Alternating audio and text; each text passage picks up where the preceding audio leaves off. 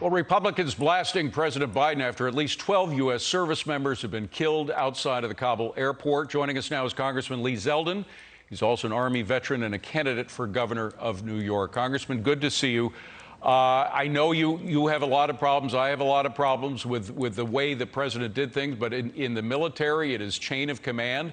I don't know about the Army, but in the Marines, the little manual that you're given in boot camp, that one of the first things is chain of command. It's very important. He is the commander-in-chief. What would you like to hear from the commander-in-chief in 30 minutes?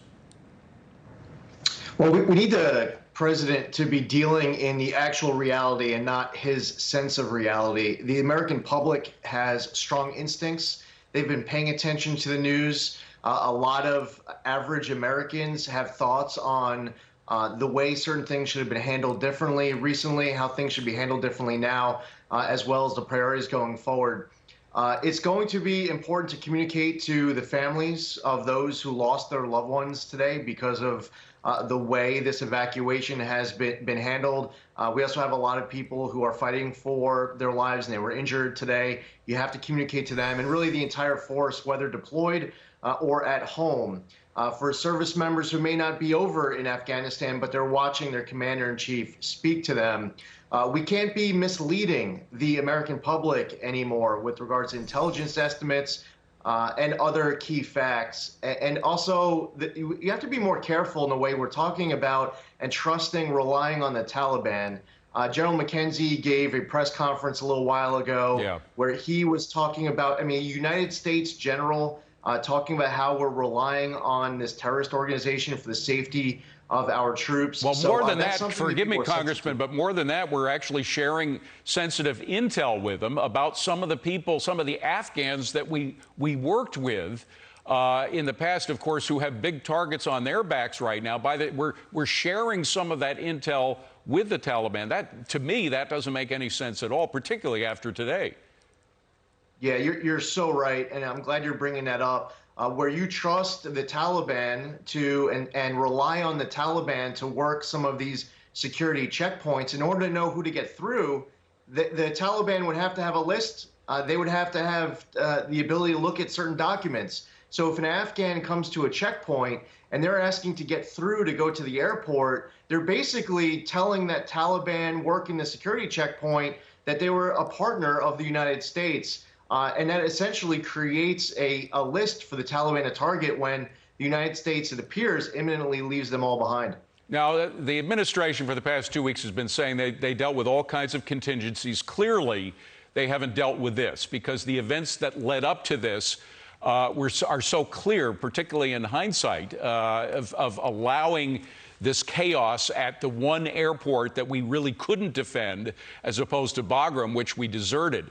So how do you plus the fact that we're now facing a Taliban army that is extraordinarily well equipped, better equipped than most nations' military around the globe.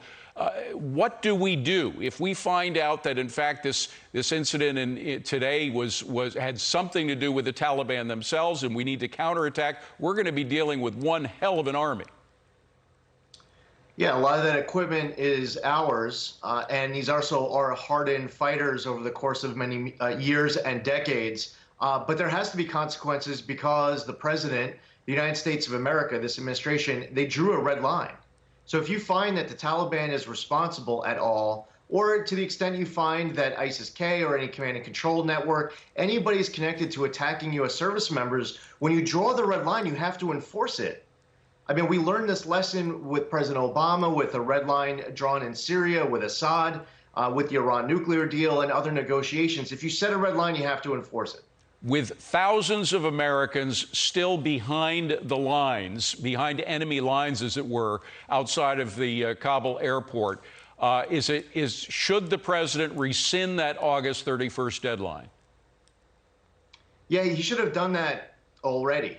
We shouldn't be operating off of August 31st as a date. We should be operating with a clear mission that we are trying to get out all of our Americans. Now, we would like to be able to get that done as quickly as possible, but we will stay there as long as necessary to bring our Americans home, creating that incentive for the Taliban to be able to allow us to complete our mission. We need to, as you pointed out, we shouldn't have closed Bagram. We shouldn't have allowed that prison to release all these hardened terrorists who are now back on the battlefield and ready to attack us.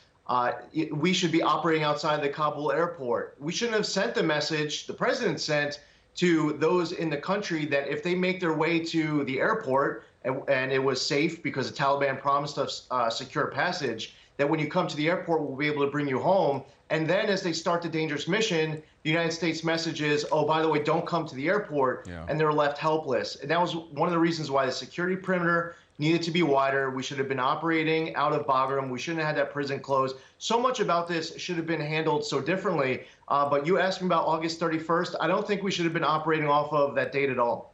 Finally, I have to ask about our enemies that are watching what's going on, because there are enemies that have more global reach than the Taliban. I'm talking about China and Russia in particular. China has their eyes on Taiwan. Russia has their eyes on the Baltic states as well as Ukraine. Is there any way that, I mean, this administration came in saying they were going to unite the world, the free world, against our enemies or against our adversaries. Now that seems more impossible than ever. How do we do that? How do we go back to reestablishing the United States as a global leader? Sadly, David, I don't believe the president is up for the task at hand, and I don't like saying that. I want a commander-in-chief who is able to understand that we have to have a better ability to confront foe, to work closely and strengthen relationships with allies, to be honest with Americans. And in many cases, this administration isn't being honest with themselves. The first few days of this crisis, we were just trying to get President Biden to realize it no longer should be in vacation mode. This is serious. The team has to all come back. I believe, to your question, this biggest threat that we face isn't even Americans between now and August 31st in Afghanistan, or even Americans after August 31st in Afghanistan. It's what happens when Russia, China, North Korea, Iran, Hamas, Hezbollah, they all try to seize that vacuum and all push us further with a president who I don't believe is up to the task. Well, they certainly can't. The past few days they've been bragging about all the success at Kabul airport. They can't do that anymore. Of course, even when they were, some people said you can't sink a ship and then brag about the lifeboats. Now the lifeboats are being blown up, and our service people are dying as a result. It's a horrible situation. Congressman, thank you very much for coming in. Appreciate it. Thank you, David. Hey, Sean Hannity here. Hey, click here to subscribe to Fox News YouTube page and catch our hottest interviews and most compelling analysis. You will not get it anywhere else.